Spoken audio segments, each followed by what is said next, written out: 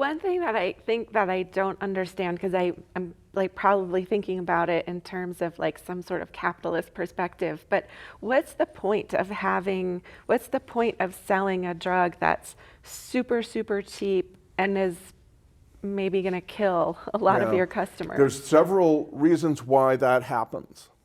On the Mexican side, that they are separated by many layers from the people who are using it. They don't care. They just know they're selling a commodity. If I have 5, 6 labs going, I can make a couple hundred kilos a month of this stuff, sell it.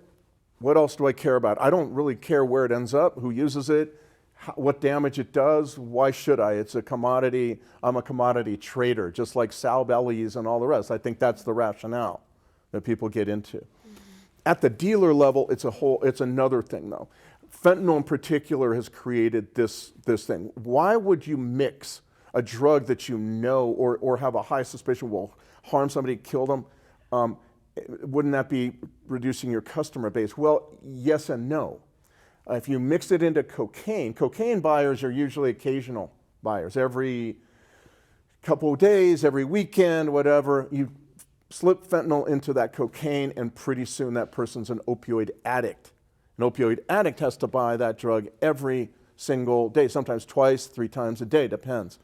And so all of a sudden you've got a widened customer base. All of a sudden people are buying from you far more often than they used to when it was just cocaine. I think methamphetamine, you've seen that as well, people doing it in there. The other issue I think is very important to understand is that in the fully addicted opioid world, and that's what we have now with fentanyl. People who have survived fentanyl are now addicted to it, and their tolerance is now growing. So they've lived through it somehow, and now they are now behaving like heroin addicts used to, because this is the same kind of drug. And when someone dies in that world of an overdose, that is not necessarily a warning. That could very well be an advertisement to many people out there.